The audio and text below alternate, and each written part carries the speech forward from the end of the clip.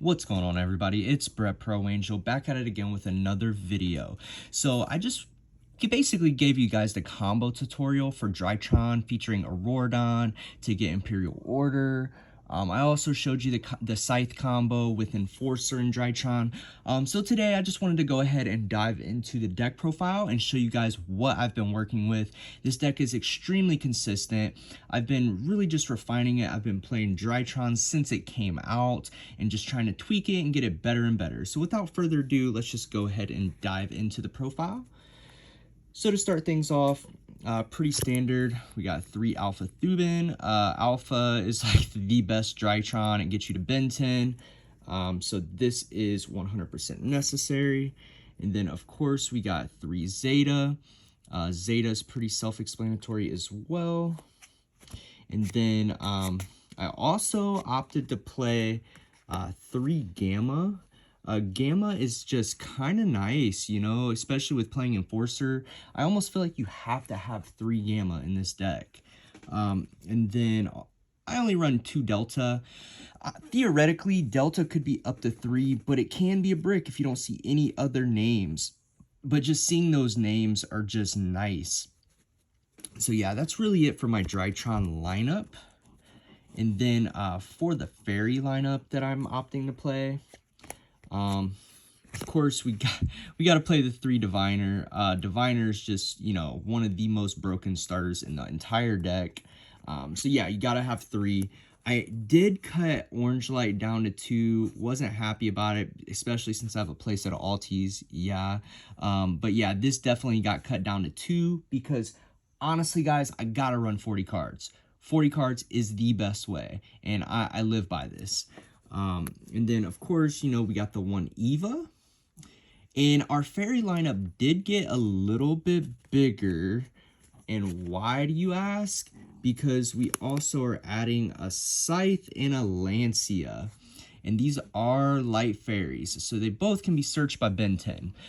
Basically, you kind of got to have it. You know, 1 Scythe, 1 Lancia is so nice because you can just set them off Dagda and then pop them with Enforcer, locking your opponent from the extra deck with Scythe, and then, or you could just use Lancia to prevent them from banishing. So that's really it for my Fairy lineup. And then now we are moving on to the Ritual lineup. For the Rituals, yes, so I do play a very standard lineup of Rituals. So yeah, 1 Benton, 1 Natasha, 1 Idaten. Natasha's too good to cut, you know, especially I run Sword over Access Code. I just think Natasha just steals games that she shouldn't steal, and your opponent has to be very careful about how to navigate around Natasha. And then I do play 1 Draconids and 1 Herald of the Ultimateness. Draconids is just too good not to have. I tried cutting it when I was trying to cut down to 40 cards, and Draconids, it's just a boss, man. Like, if thinking about it, if they droll you, you can still end on a Draconids, bare minimum. Draconids, maybe an Enforcer. Like, that alone is pretty good. Ultimateness is just part of the combo, so you kind of got to have that. And then, I don't like running hand traps in Drytron, but I do think it's necessary to run 3 Droll right now. All different rarities, so you see at least 1. Realistically, guys, realistically, but no, I definitely think Droll is just kind of crazy right now. You might ask me, why are we all of a sudden deciding to run hand traps? Well, guys, we kind of auto lose to the bird deck. Like, I'm gonna be honest with you. Like, if that bird deck starts popping off, then we just kind of lose that matchup. And they don't play Gamma, so, I mean, Droll is just a fair card to have. You know, if they start the Tri-Brigade plays, then they search a Tri-Brigade monster and we Droll them. Kind of makes it a little tough. If they still get to the statue, it's tough. Like, there's not much you can really do. But, I will say the reason why I'm opting to go Droll over Nib in the main board, obviously it synergizes being a level 1, And not to mention, Droll also does hit other matchups that Nib does not, such as Flunderees. Drytron can struggle with Flunderees if they establish their statue, so just being able to Droll them, that also helps the situation as well. And then last two monsters, pretty self-explanatory. We run Enforcers, so we play Plasma and Celestial.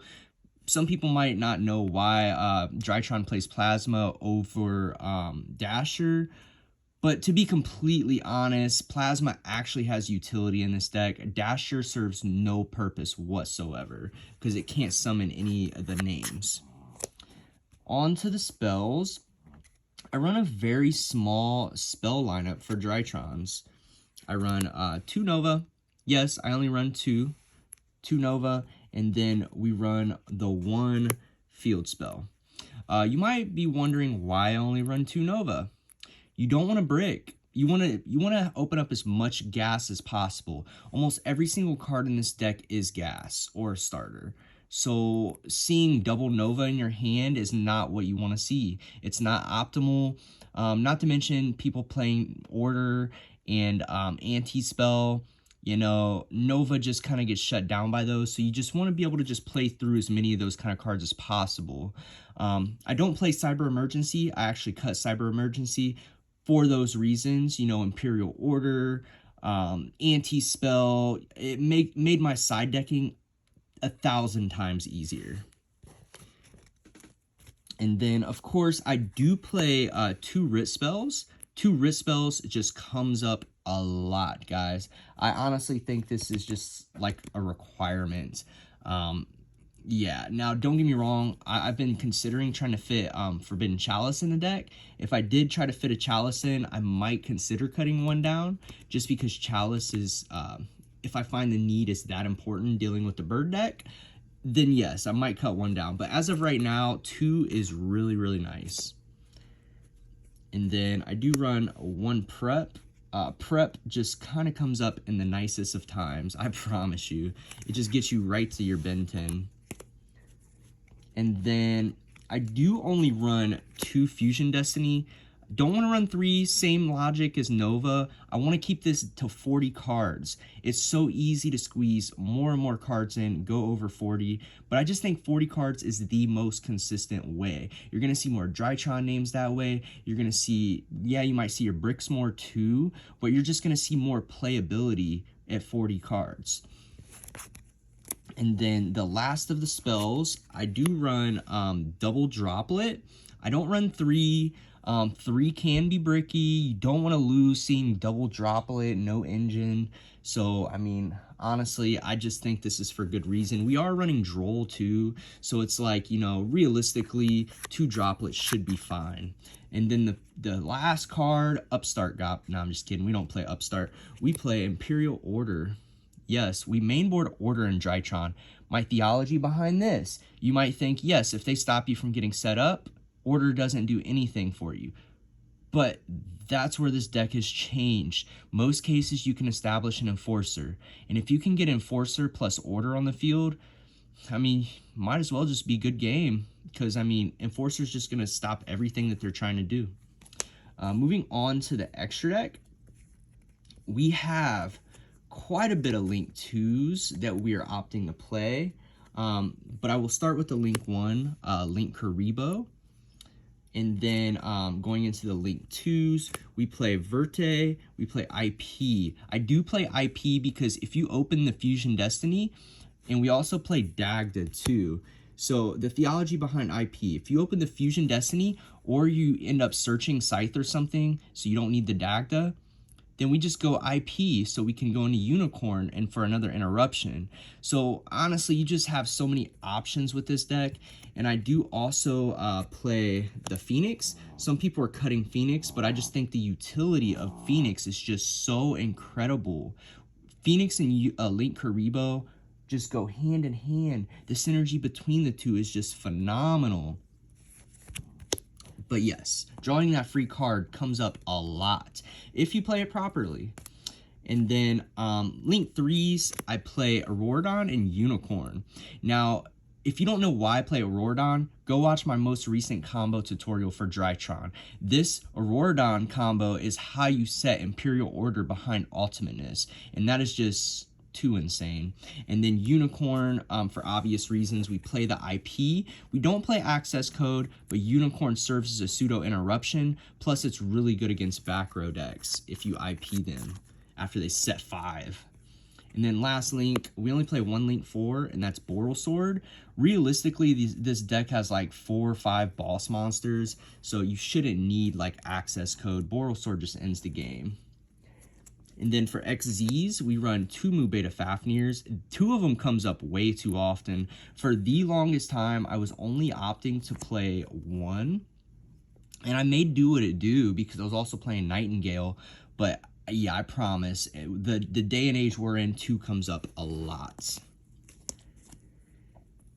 And then the last of the XZ monsters, we played Downer, Beatrice, and Old Daddy Zeus. This deck is just crazy. The ceiling of this deck is so high. We have Boral Sword, we have Zeus, we have Draconids, we have Ultimateness, we have Enforcer. Like, we literally have 5 boss monsters. So, like, it makes it really hard for them to play. Beatrice is just broken, too. Last 2 cards in the extra deck, we have 1 Arclight and 1 Enforcer. I wish I could run more Arclights. It doesn't come up that often, to be honest, the second one. It can, but with playing stuff like Enforcer, it's almost just not necessary because you need your space. All right, moving on to the side deck. I'm going to talk about this pretty briefly, but it's pretty important.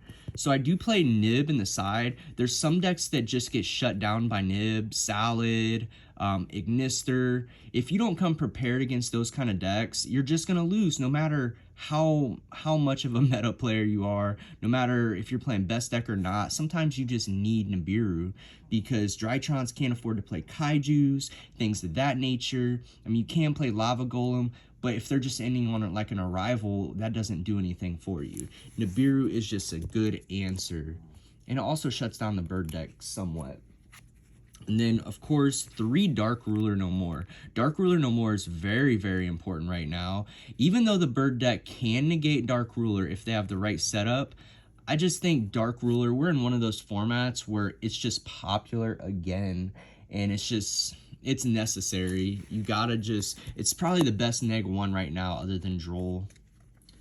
And then next, we got Double Lightning Storm and Feather Duster.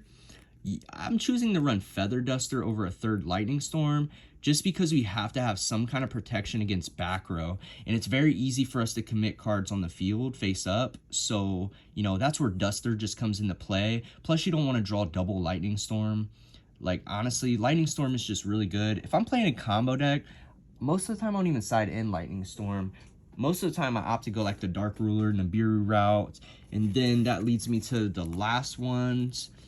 We also play triple evenly match against combo and back row. Like, evenly match is just so good. Hitting them with evenly match, beta negate, and then hitting them with the second evenly match, it comes up a lot, more often than it should. Evenly is just broken. It outs the bird deck. It outs just so many decks right now. Plus, you know, it's really good against the control matchup.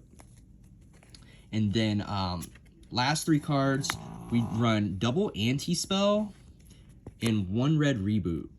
Guys, Anti-Spell is kind of crazy. If you can, same theology with Imperial Order, you know, if you can establish an Enforcer with Anti-Spell, you're probably going to win that game, to be honest, especially with the way Drytron just can pop off really fast.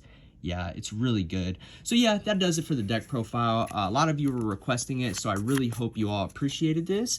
Make sure you go ahead and like, comment, subscribe, and this is Brett Pro Angel signing off.